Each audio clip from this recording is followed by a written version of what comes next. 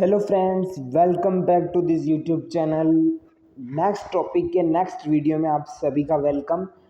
हम टॉपिक शुरू कर चुके थे मारवाड़ का राठौड़ वंश। उसमें हमने जोधपुर के राठौड़ वंश का पूरा कंप्लीट वीडियो कवर कर लिया है, जिसमें जोधपुर के राठौड़ों के बारे में, जिसमें राव जोधा, राव सिंहा, चुंडा, रणमल, इन सब के बारे में, चाहे कल्याणमल हो, राव मालदेव हो, चंद्रसेन हो, जसवंत सिंह हो, इन सब के बारे में हमने डिटेल में स्टडी कर ली है।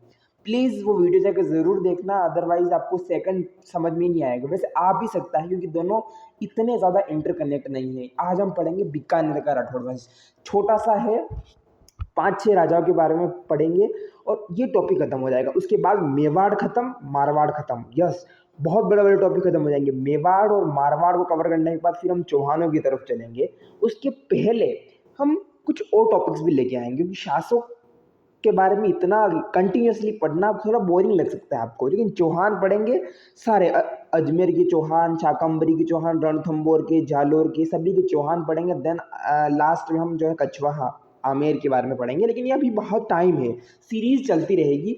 चैनल को सब्सक्राइब कर देना आप तो सारे एग्जाम के लिए, ताकि आपको कोई भी दिक्कत नहीं हो। और कुछ भी डाउट हो किसी भी एग्ज़ाम का, चाहे वो अपकमिंग एग्ज़ाम्स हो, लाइक एसआई का हो, अगला कौन सा एग्ज़ाम आ रहा है, लाइक सीईटी है सबसे, तो राजस्थान के लगभग काफ़ी लोगों ने उसके लिए वो एग्ज़ाम देते हैं, तो वो है।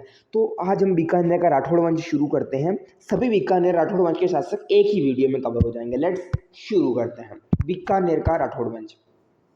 ठीक है, ये रहा राव बीका। एक आपने बीका जी नमकीन सुना होगा, तो वो यही बीका जी है, जिनके नाम से बहुत बीकानेर विख्यात है। बीकानेर जांगल प्रदेश कहा जाता था पहले। बीका मारवाड़ के शासक राव जोधा का पुत्र था।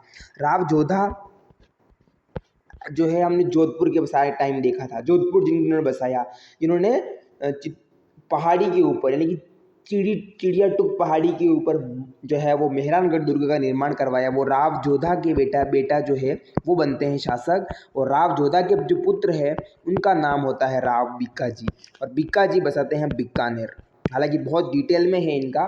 अपने पिता के द्वारा व्यंग्य किए जाने पर 1465 ईस्वी में वह जांगल प्रदेश में आ गए। व्यंग्य किए जाने का मतलब थोड़ा उसने कुछ भी मनमुटाव हो चुका होगा या फिर थोड़ी लड़ाई होगी, तो जांगल प्रदेश, उस समय जांगल प्रदेश कहता था बीकानेर। किंवदंती है कि करणी माता की कृपा से उसे नवीन राज्य की स्थापना करने में सहायता मिली। अगर आप करणी माता देशनोक बीकानेर की बात करेंगे, जो कि राजस्थान के विश्व विख्यात मंदिर है, जहाँ सफ़ेद चूहों के लिए, काबा के लिए प्रसिद्ध है करणी माता का मंदिर देशनोक बीकानेर में। तो ऐसी किंवदंती है, मतलब ऐसी एक प्रचलित मिथ्या है, एक मिथक है कि करणी माता ने प्रकट हुई थी और एक तरीके से जो है माँ करणी ने उनको सहायता दी थी बीकानेर राज्य स्थापित करने में। एक दूसरी मान्यता है कि जांगल प्रदेश को राव बीका व जाट सरदार नरा ने मिलकर जीता, तो दोनों के नाम पर, यानी कि बीका ने जीता और नरा ने जीता, तो नर यानी बीका और नर बीकानेर कहा जाने लगा। दो किंवदंतियां हैं, दो मिथक है। एक तो बार बार इसमें क्या होता है कि थोड़ा आप लाइक स्क्रीन को हैंडल करने में, जो बोर्ड है स्मार्ट वाला, इस पर थोड़ी दिक्कत हो जाती है कभी कभी, वटेवर। सो जांगल प्रदेश में दो मान्यता है। पहला बात तो है कि जो बीकानेर, जो जहाँ बीकानेर जांगल प्रदेश में आ गए, तो बीकानेर की स्थापना के पीछे कौन कौन सी मान्यता है, बहुत सारी होगी, दो इसमें बता रखी है। पहला है करणी माता की कृपा से। आप करणी माता की जो कथा सुनना, उसमें बता रखा है कि उनको सपने में मतलब जो है मिलते हैं, फिर उनको एक तरीके से मार्गदर्शन दिया जाता है कि बीकानेर स्थापित करने का। दूसरी मान्यता ये है कि जो बीकानेर, जो जांगल प्रदेश है, वो दो लोगों ने मिलकर जीता था। एक तो बीका जी ने जीता था जांगल प्रदेश को, और एक जाट सरदार था नरा। एक तो बीका जी ने और नरा ने, दोनों मिलकर बीकानेर कहलाए। भाटी, चौहान, खींचियों, कायम खानी आदि सैनिक शक्तियों की फूट का लाभ उठाकर उसने अनेक गांवों पर अधिकार कर लिया। पुंगल के राव शेखा की पुत्री से विवाह कर उसने अपनी स्थिति को मजबूत किया। 1488 ईस्वी में उसने बीकानेर की स्थापना कर उसे राठौड़ सत्ता का दूसरा केंद्र बनाया। दूसरा केंद्र पहला जोधपुर। इसने देशनोक में करणी माता के मूल मंदिर का निर्माण करवाया। प्रश्न आएगा मूल मंदिर के निर्माण का तात्पर्य क्या है, फिर इसके बारे में स्वरूप सिंह जी जो है, मतलब इसे जो है वो उसका जीर्णोद्वार होता है, करणी माता का जो है वो मैं कहूँ कि रिनोवेशन होता रहता है। लेकिन मूल मंदिर करणी माता का निर्माण किसने करवाया, तो बीका जी ने करवाया। बीकानेर के शासक, बीकानेर की स्थापना करने वाले बीकानेर के शासक बीका जी ने करवाया था। ऐसा माना जाता है कि उन्होंने फूट डालो कि थोड़ा मतलब जो है राजवंश के बीच में फूट पड़ गई थी तो उनको फ़ायदा उठाया। पुंगल के राव शेखा की पुत्री से विवाह कर उसने अपनी स्थिति को मजबूत किया। तो बीका जी का विवाह किससे हुआ था? शेखा की पुत्री पुंगल की भाटियों की जो राजकुमारी थी, उनकी राव शेखा, पुंगल के भाटियों के जो है राव थे, उनकी शेखा की पुत्री थी, विवाह किया उन्होंने। और बीकानेर की स्थापना होती है 1488 में। उदयपुर की स्थापना कब हुई? कमेंट करके बताना मुझे। उदयपुर की स्थापना कब हुई? जोधपुर की स्थापना कब हुई? दो मैंने बता दिए हैं दोनों वीडियो में, मारवाड़ में और मेवाड़ में, दोनों बताया मैंने। उदयपुर की स्थापना उदय सिंह ने, जोधपुर की स्थापना राव जोधा ने। मुझे डेट बताओ दोनों कमेंट करके कि किसने कब की थी। और बीकानेर की है 1488 में, ठीक है। ये है राव जोधा जी, बीकानेर की स्थापना करते हैं 1488 में। बीकानेर की स्थापना करने वाले राव जोधा। दो मान्यता है, करणी माता की वजह से इन्होंने बनाया था, एक और है कि जाट सरदार नर और इन्होंने मिलकर जो है वो जीत लिया था। और पुंगल के राव शेखा की पुत्री से इन्होंने विवाह किया, बीका जी। ये है विश्व प्रसिद्ध करणी माता का प्रसिद्ध मंदिर, ज़रूर जाना आप अगर कभी बीकानेर विजिट करो। सो बीकानेर के राजा बीका सिंह ने इनका निर्माण करवाया था, करणी माता का मूल मंदिर का। हालांकि बाद में अलग राजा आते हैं तो वो बनाते हैं। काबा यहाँ पर चूहों के लिए प्रसिद्ध, चूहों का मंदिर कहा जाता है इसे, हालांकि आपने पढ़ा होगा। चलिए अगला जो है वो राव लूणकरण। लूणकरण को दानी कहा जाता है। प्रश्न आता है कि अब इसमें कर्ण पढ़ोगे, कलयुग का कर्ण, मारवाड़ का कर्ण, तो मारवाड़ का कर्ण वगैरह हम राय सिंह वगैरह में पढ़ेंगे, लेकिन लूणकरण जो है, राव लूणकरण है, वो कलयुग का कर्ण का ज़्यादा दानी है। राव लूणकरण राव बीका का छोटा पुत्र था। छोटा पुत्र कैसे शासक बन गया? इसने नागौर के शासक मोहम्मद खां को हराया। तो छोटा पुत्र था, इनके पिताजी का नाम थे लूणकरण जी के पिता का नाम जो है वो था बीका जी ही था। तो बीका जी के छोटे पुत्र का जो है वो नाम था कर्ण, लूणकरण। तो कर्ण को ही कर्ण कहा जाता है। इसका मतलब एक हम शासक पढ़ेंगे कर्ण सिंह, एक राय सिंह को भी कर्ण बोलते हैं। तो कंफ्यूज बिल्कुल भी नहीं होना। कलयुग का कर्ण किसे कहा जाता है? कलयुग का कर्ण इनको कहा जाता है। तो कलयुग का कर्ण राव लूणकरण को कहा जाता है। 1505 में शासन करते हैं, 1526 तक ये जो शासन करते हैं, लगभग 21 साल तक, 1526 तक। ये 1526 में ढोसी के युद्ध में नारनौल के नवाबा अबिमीरा से लड़ता हुआ मारा गया। 1526 में ढोसी के युद्ध में। तो ढोसी का युद्ध किसके मध्य हुआ? ढोसी का युद्ध कब हुआ? ढोसी के युद्ध में कौन मरा? राव लूणकरण मरे 1526 में, नारनौल के नवाब अबिमीरा से लड़ता हुआ। तो लूणकरण वर्सेस अबिमीरा, नारनौल के नवाब थे, उनसे मारा गया। बिट्टू सूजा का ग्रंथ है राव जेतसिरो छंद। प्रश्न आएगा राव जेतसिरो छंद। अभी राव जेतसी कौन है? ये इनके छंद प्रसिद्ध है। राव जेतसिरो छंद हम पढ़ेंगे, वो भी राठौड़ आपके कवर हो जाएंगे। राव जेतसिरो छंद लिखते हैं बिट्टू सूजा। अभी हम आगे भी देखेंगे इनको। बिट्टू सूजा का एक ग्रंथ है राव जेतसिरो छंद, उसमें इसको कलयुग का कर्ण बताते हैं राव लूणकरण को। कर्मचंद्र वशोत कीर्तन काव्यम नामक ग्रंथ में, कर्मचंद्र वशोत कीर्तन काव्यम नामक ग्रंथ में इसकी दानशीलता की तुलना कर्ण से की गई है। मतलब दानी थे, ये बहुत ज़्यादा दानी थे। राव लूणकरण जो थे बहुत ज़्यादा दानी थे। लूणकरण सर झील के निर्माता भी इसे स्वीकार किया जाता है कि जो बीकानेर में लूणकरण सर झील स्थित है, उनका निर्माण। तो जाहिर सी बात है, लूणकरण सर झील किसने बनवाई थी? राव लूणकर्ण ने बनाई। तो लूणकर्ण के बारे में प्रमुख बातें ये है, राव लूणकर्ण प्रमुख बातें। सबसे पहली बात तो ये छोटे पुत्र थे, सबसे प्रमुख बात, छोटे पुत्र थे किसके? बीका जी के छोटे पुत्र थे बीका जी। दूसरी बात कि जो बिट्टू सूजा का ग्रंथ है राव जेतसिरो छंद, बिट्टू सूजा का जो ग्रंथ है जेतसिरो छंद, इनमें इनको कलयुग का कर्ण बता रखा है। कलयुग का कर्ण बता रखा है इनको। तीसरी बात इनकी जो है, इनकी जो दान की तुलना है वो कर्ण से की गई है। इसमें जो इसका नाम दिया गया है कर्मचंद्र वशोत कीर्तन काव्यम नामक ग्रंथ में। तो किस ग्रंथ में, आरपीएस से इसे पूछती है कि किस ग्रंथ में दानशीलता कर्ण की तुलना लूणकर्ण के दान की तुलना कर्ण से की गई है? तो वर्षचंद्र कर्मचंद्र वशोत कीर्तन। तो वंशोत कीर्तन, तो इसे थोड़ा आप एलिमिनेट कर देना ऑप्शन को। चौथा बात है इनके लिए कि लूणकरण झील इन्होंने बनाई थी। तो ये राव लूणकरण बीकानेर के प्रमुख शासक हुए थे। राव जेतसी, बिट्टू सूजा, प्रश्न आएगा, मैंने बताया था, यह पढ़ेंगे। तो जेतसी ने 1534 ईस्वी में काबुल के मुगल शासक कामरान को पराजित किया। कामरान कौन था? हुमायूं का भाई था कामरान। तो जेतसी वर्सेस, यहाँ पर हो गया जेतसी वर्सेस कामरान। ये कामरान को और कोई नहीं, हुमायूं का भाई है। तो कामरान को इन्होंने हरा दिया। जैतसी ने हरा दिया। तो काबुल के मुगल शासक थे, वो काबुल का मुगल शासक कौन था? कामरान था। तो 1534 में ये युद्ध होता है, उसमें हराया जाता है जैतसी। जैतसी बहुत पराक्रमशाली थे। इस युद्ध का वर्णन करते हैं बिठू सुजा अपने ग्रंथ राव जेतसिरोच्छंद में करते हैं। तो राव जेतसिरोच्छंद की ग्रंथ किसकी रचना है? बिट्टू सुजा। बिट्टू सुजा किसके दरबारी थे? बिट्टू सुजा किससे रिलेटेड थे? राव जेतसी से संबंधित थे। जेतसिरोच्छंद तो जेतसी, बिट्टू सुजा। यही बताते हैं कलयुग का कर्ण राव लूणकरण को। इसने बीकानेर पर मालदेव के आक्रमण के दौरान अपने मंत्री नागराज को शीर्ष सहायता प्राप्त करने भेजा। इसने यानी कि राव जेतसी ने बीकानेर पर मालदेव के आक्रमण के दौरान, जब बीकानेर पर मालदेव ने आक्रमण किया, मालदेव बेसिकली जो जो जो जो जोधपुर के साइड, और मालदेव का जो अपने टाइम मालदेव के बारे में जो रूठी रानी उमादेव इन्हीं से संबंधित थी, मालदेव से। तो मालदेव पर जब बीकानेर में मालदेव अटैक कर देता है, तो अपनी मंत्री नागराज को शेरशाह की सहायता प्राप्त करने भेजा कि ये जो देखो, यही तो होता है कि एक पक्ष के दोस्त का दुश्मन जो है हमारा दोस्त बन जाता है। इस प्रकार से दुश्मन का दुश्मन जो है वो भी दुश्मन ही होगा। तो नागराज को शेरशाह से सहायता प्राप्त करने भेजा, मगर सहायता आने से पूर्व ही 1541 में पहोबा के युद्ध में राव जेतसी व मालदेव की सेना से लड़ता हुआ वीरगति को प्राप्त हुआ। महोबा का युद्ध कब हुआ? महोबा का युद्ध कब हुआ? हालांकि हम इसको डिटेल में पढ़ेंगे, जब चौहान पढ़ेंगे। महोबा का युद्ध होता है साहेबा, जिसको पाहेबा युद्ध, सॉरी 15 में साहेबा पाहेबा के युद्ध में राव जेतसी मालदेव की सेना। महोबा तो अलग चीज़, सॉरी ये पाहेबा या साहेबा जो भी है, साहेबा और पाहेबा, इसका दोनों नाम है, इसलिए दोनों में डेश करके लिखा है। साहेबा का युद्ध या पाहेबा का युद्ध, केवल बोलने में फर्क हो सकता है साहेबा पाहेबा, लेकिन दोनों जो युद्ध 1541 में हुए थे, और ये हुए थे मालदेव वर्सेस जेतसी। जो है वो सहायता मांगने गया था शेरशाह के पास, लेकिन मालदेव जो है, जेतसी जो है मालदेव की सेना से लड़ता हुआ वीर गति को प्राप्त हुआ। तो जेतसी वर्सेस मालदेव का जो युद्ध होता है, जेतसी वर्सेस मालदेव जो है वो युद्ध होता है साहेबा या पाहेबा का युद्ध, मालदेव। तो 1541 में युद्ध होता है। कौन हारता है? मालदेव जो है जीत जाता है, और राव जेतसी वीर गति को प्राप्त हो जाते हैं।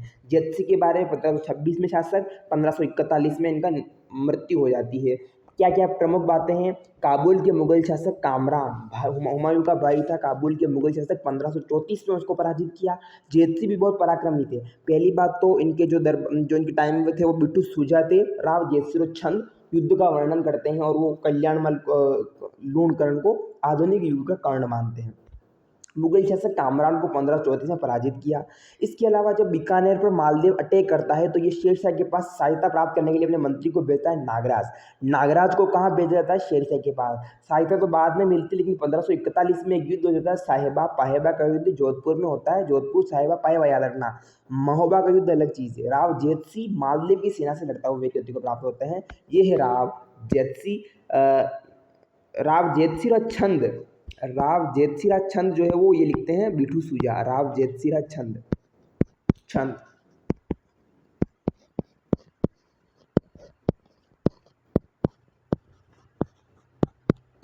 ठीक है, राव जेतसी। प्रमुख बातें, पहला बात तो 1534 में इन्होंने हराया कामरान को इन्होंने हरा दिया। ठीक है, दूसरी बात ये कि इन्होंने सहायता प्राप्त करने के लिए नागराज को भेजा शेरशाह से लिए जब मालदेव अटैक करता है। और तीसरी बात 1541, प्रश्न यहीं से आएगा, साहेबा का युद्ध पाहेबा का युद्ध किसकी विधि मध्य हुआ? साहेबा या पाहेबा का युद्ध, मालदेव वर्सेस जेतसी। तो ये इस तरीके से युद्ध होता है। अब है राव कल्याणमल ने खानवा का युद्ध 1527 में मैंने बताया था। खानवा के युद्ध में राणा सांगा की ओर से भाग लिया था।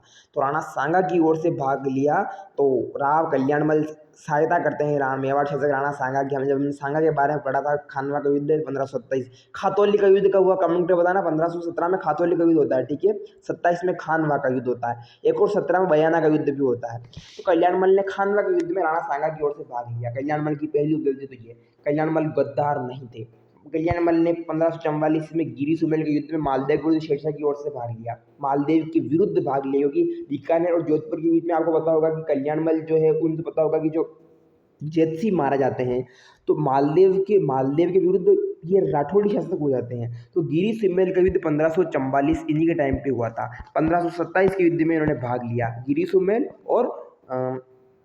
गिरी सुमेल का युद्ध और एक जो खानवा का युद्ध। तो मालदेव शेरशाह की ओर से भाग लिया, क्योंकि शेरशाह की सहायता प्राप्त करने ही जाते हैं इनसे पूर्व वाले, इसलिए बटनेर के किले पर अधिकार किया। बटनेर का किला, भट्ट ने यहाँ पर किले पर अधिकार किया था। 1570 ईस्वी में अकबर के नागौर दरबार में उपस्थित होकर मुगल अधीनता स्वीकार कर ली।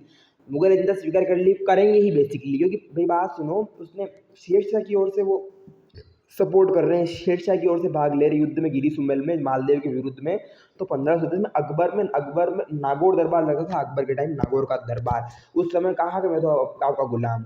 कल्याणमल मुगल अधीनता स्वीकार करने वाला पहला राठौड़ शासक था। प्रश्न आएगा, क्योंकि एक्सेप्शन है, तो क्वेश्चन छपेगा। एक्सेप्शन का मतलब अपवाद है कि सारे राठौड़ी शासक एकदम युद्ध के लिए स्वतंत्र थे। सारे राठौड़ी शासक अपने आप अपने स्वाभिमान को सर्वस्व मानते हैं, लेकिन कल्याणमल गद्दार को आप कह सकते हैं नहीं, क्योंकि वो मुगलों के साथ मिल गया। तो कल्याणमल मुगल अधीनता स्वीकार करने वाला पहला शासक राठौड़ी शासक था। पहला शासक नहीं, पहला राठौड़ी शासक। पहला राठौड़ शासक कौन था जिसने मुगलों की अधीनता स्वीकार किया? वो कल्याणमल ही था। कल्याणमल ने खुद का कल्याणमल कर लिया। दो बेटे थे इसके, राय सिंह और पृथ्वीराज। राय सिंह को अकबर ने 1572 में जोधपुर का प्रशासक नियुक्त किया था, एडमिनिस्ट्रेटर। प्रशासक मीन्स एडमिनिस्ट्रेटर, प्रशासन को चलाने वाला। लाइक जैसे आज के कलेक्टर होते हैं, RS IAS वगैरह होते हैं, उस टाइम उस अकबर के टाइम में प्रशासक जो है वो उसको जिले के प्रशासनिक कार्य, उस सूबे के प्रशासनिक कार्य किए थे। तो उस बनाया था राय सिंह। राय सिंह का बेटा किसका बेटा था? कल्याणमल का। तो जाहिर सी बात है, अगर आप मुगलों की अधीनता स्वीकार करो तो मुगल आपके बेटे को भी संरक्षण प्रदान करेंगे। दो बेटे थे, पृथ्वीराज और राय सिंह। तो राय सिंह को नियुक्त किया प्रशासक। दूसरा बेटा पृथ्वीराज अकबर का दरबारी कवि था। पृथ्वीराज, ये वही पृथ्वीराज है जो वेली किशन रुक्मणी नामक ग्रंथ की रचना करता है। बहुत इंपॉर्टेंट प्रश्न आ रहे हैं आज के इस वीडियो में। आज ये आधा घंटा का वीडियो जितना भी होगा आपके लिए रामबाण साबित होगा एग्जाम की दृष्टि से। किशन रुक्मणीरी वेली किशन रुक्मणीरी। कृष्ण के बारे में पृथ्वीराज का ये रचना, पृथ्वीराज चौहान वगैरह वो मत समझना, पृथ्वीराज चौहान वगैरह ये वो शासक है कि पृथ्वीराज का दरबारी कवि है। तो किस शासक का दरबारी कवि जो है? अकबर का दरबारी कवि पृथ्वीराज था। दूसरा पुत्र अकबर का पृथ्वीराज अकबर का दरबारी कवि था। किसका पुत्र था? पृथ्वीराज। पृथ्वीराज कल्याणमल का ही पुत्र था। एक बेटा राय सिंह था, दूसरा बेटा था पृथ्वीराज। तो कल्याण सिंह के बारे में दो चीज़ें, खानवा के युद्ध में इसने गद्दारी नहीं की, राणा साहेब से भाग लिया 27 में, लेकिन 41 जो 44 में गिरी सुमेल के युद्ध के टाइम मालदेव के विरुद्ध खड़ा होकर शेरशाह की ओर से भाग लेता है, पटनेर का किला जीतता है। 1570 में नागौर जो है दरबार में जाता है, अधीनता स्वीकार करता है और पहला राठौड़ी शासक बनता है। दो बेटे थे कल्याण सिंह, राय सिंह और पृथ्वीराज। राय सिंह जो है 1572 में जोधपुर का प्रशासक नियुक्त किया जाता है अकबर द्वारा। और ये जब नियुक्त किया तब हमने पढ़ा था कि जो हम एक शासक था, कमेंट करके बताना। हमने कल पिछली वीडियो में बताया था कि जब ये राय सिंह को प्रशासक नियुक्त किया तब एक शासक वहाँ शासक बनने की बड़ी होड़ मच रही थी, लेकिन जब इसको नहीं बनाया गया, बताओ वो शासक क्या? वो चंद्रसेन था, जिसको मारवाड़ का प्रताप कहा जाता है। वही दूसरा पुत्र पृथ्वीराज जो है वो दरबारी कवि बनता है। वेली किशन रुक्मणी रत्ना पृथ्वीराज किया जाता है। विटू सूजा करते हैं जैत सिरो छंद। ये है वेली किशन रुक्मणी राठौड़ राज पृथ्वीराज री कही। राठौड़ राज पृथ्वीराज री कही, यानी कि पृथ्वीराज राठौड़ वो पृथ्वीराज चौहान है। तो ये वेली किशन रुक्मणी, ये है कल्याण सिंह जी। बहुत प्रसिद्ध प्रश्न छपेंगे इनके। अगले हैं राव राय सिंह, ये उनके बेटे हैं। नागौर दरबार के समय मुगल सेना में सम्मिलित हुआ।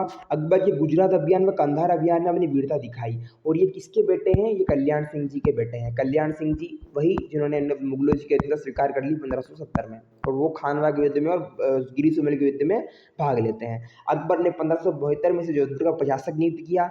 74 में राय सिंह महाराजाधिराज की उपाधि के साथ बीकानेर का शासक बना, महाराजाधिराज।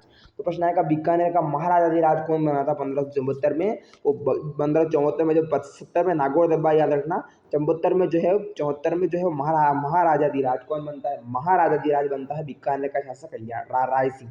राय सिंह ने बीकानेर के जूनागढ़ दुर्ग का निर्माण करवाया। आज बीकानेर में जूनागढ़ दुर्ग का निर्माण जो है राय सिंह करवाते हैं। तथा किले के दरवाजे पर जयमल फत्ता की पाषाण मूर्तियां लगवाई। जयमल और फत्ता, कमेंट के बताओ जयमल फत्ता कहाँ किस युद्ध में वीर गति को प्राप्त हुए? जयमल फत्ता किसके दरबारी थे, किसके सेनापति थे जयमल फत्ता? कमेंट करके बताना। आज के इस वीडियो में मैंने काफ़ी क्वेश्चन पूछे हैं, देखते हैं कौन कमेंट करता है। जयमल फत्ता की पाषाण मूर्तियाँ जो है जयमल फत्ता की लगाई थी राय सिंह ने। जूनागढ़ का निर्माण करवाया राय सिंह ने। महाराजाधिराज की उपाधि 1574 में ली थी राय सिंह ने। इसके अलावा जो है जयमल फत्ता की पाषाण मूर्तियाँ भी लगाई थी। किले के भीतर इसने एक प्रशस्ति लिखवाई थी जिसे राय सिंह प्रशस्ति कहा जाता है। तो राय सिंह प्रशस्ति जाहिर सी बात है राय सिंह की होगी। कहाँ लगा ये ध्यान रखना, जूनागढ़ किले में। इसके समय भीषण अकाल पड़ा जिसे निपटने तो इसने बहुत धन खर्च किया, अकाल पड़ा था, धन खर्च किया। कहा जाता है देवी मुंशी देवी प्रसाद ने इसे राजपूताना के कर्ण की संज्ञा दी थी। राजपूताना का कर्ण, एक शासक राजपूताना का कर्ण, राजपूताना का मतलब पूरे राजपूतों का कर्ण, यानी कि राजपूतों में सबसे ज्यादा कर्ण का मतलब दानी है।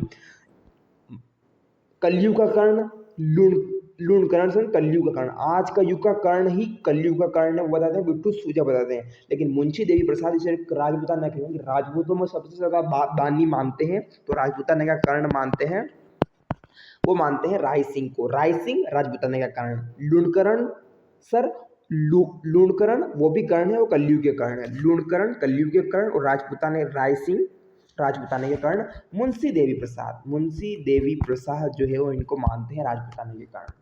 ये है राय सिंह, बहुत फेमस शासक हुए हैं महाराजा राय सिंह। देखो ये इनकी हिस्ट्री है, 1574 से शासक बनते हैं और ये जो है वो जूनागढ़ फोर्ट का निर्माण करवाते हैं। जूनागढ़ फोर्ट का निर्माण इनके द्वारा करवाया जाता है। जयमल फत्ता के द्वारा इनकी जो पाषाण मूर्तियां लगाई जाती है किले पर। राजपूताना का कर्ण की संज्ञा दी जाती है इनको। राव कर्ण सिंह की बात करेंगे।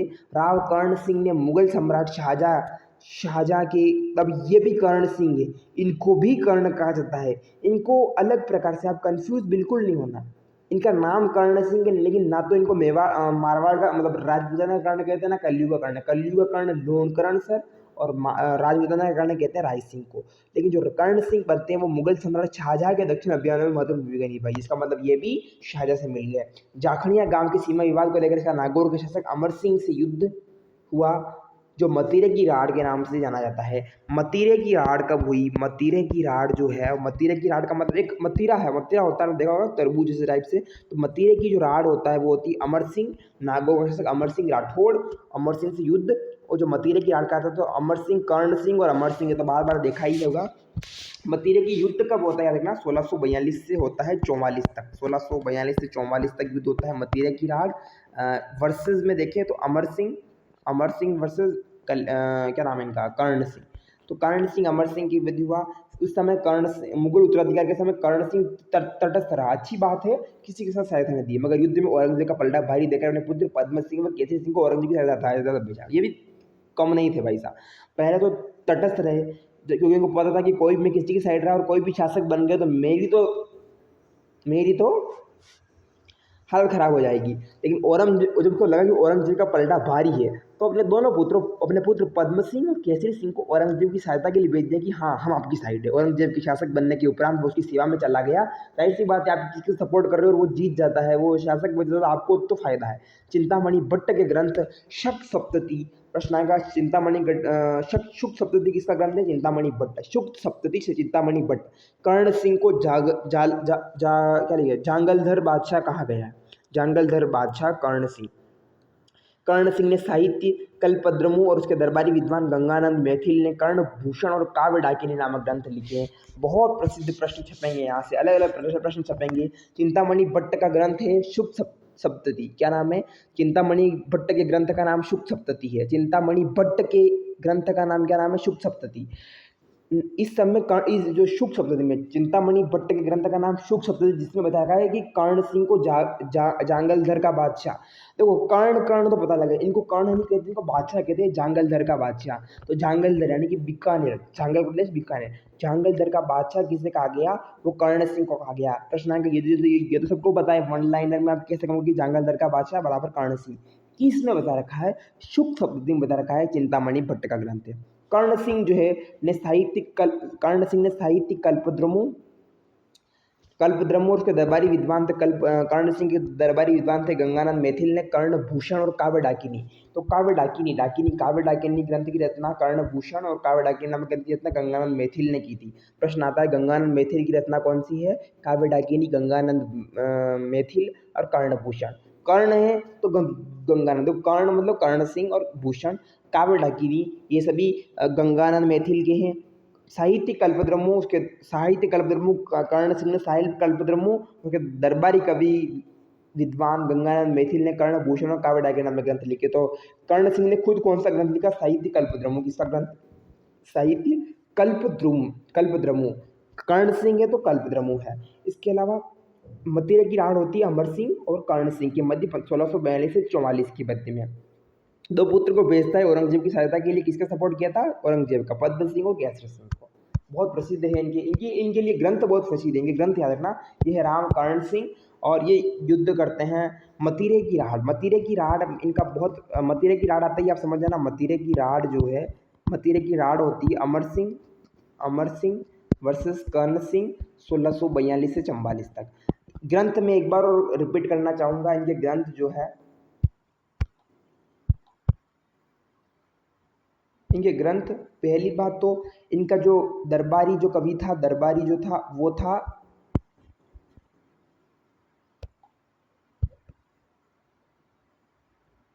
गंगानंद मैथिल, है ना, गंगानंद मैथिल।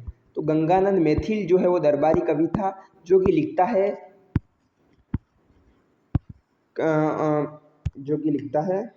कर्णभूषण और काव्य डाकिनी, है ना, कर्णभूषण और काव्य डाकिनी।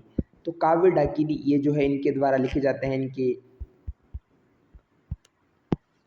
दरबारी कवि। इसके अलावा खुद कर्ण सिंह जो है, खुद कर्ण सिंह लिखता है,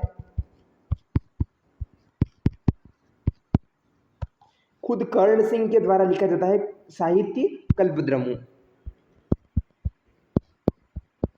साहित्य कल्पद्रुम। ये खुद कर्ण सिंह के द्वारा लिखा जाता है। और तीसरा जो रचना है, तीसरी जो रचना है, जो इसका भी प्रश्न पूछा जाता है, चिंतामणि भट्ट की शुक सप्तती के अकॉर्डिंग सिंह जांगलधर का बादशाह करता है। चिंतामणि भट्ट का ग्रंथ है शुक सप्तती, शुक सप्तती, शुक सप्तती के अकॉर्डिंग कहा जाता है जांगलधर का बादशाह, जांगलधर, ये कभी वर्ड मत भूलना, जांगलधर का बादशाह कहा जाता है। चिंतामणि भट्ट का ये ग्रंथ है।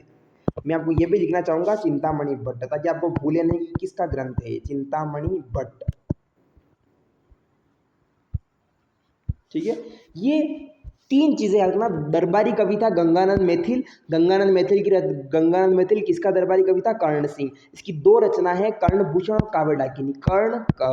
कर्णभूषण और काव्य डाकिनी गंगानंद मैथिल की रचना है। कर्ण सिंह की खुद की रचना है साहित्य कल्पद्रुम, साहित्य कल्पद्रुम की खुद की रचना है। शुक सप्तती चिंतामणि भट्ट की ग्रंथ, चिंतामणि भट्ट का ग्रंथ शुक सप्तती के अकॉर्डिंग जांगलधर का बादशाह कहलाता है कर्ण सिंह। कौन कहलाता है? कर्ण सिंह जांगलधर का बादशाह कहलाता है। कुछ ऐसी चीज़ें जो और याद रखने की चीज़ है, वो है मतीरे की राड़, वो है मतीरे की राड़। मतीरे की राड़ तो बहुत फेमस है राजस्थान की इतिहास में।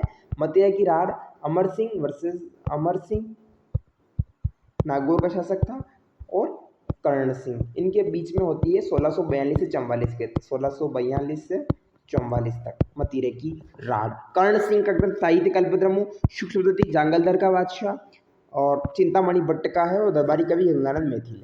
ये कर्ण सिंह थे। अब आ जाइए वीर दुर्गादास राठौड़, इनका भी देख लेते हैं हम। छोटा सा है इनका, बस अलग को ज़्यादा अलग से पढ़ने की जरूरत नहीं है। 13 अगस्त 1638 को जन्म होता है। सालवा गांव मारवाड़ जोधपुर राजस्थान में जन्म होता है। ऐतिहासिक योगदान इनकी 3 है।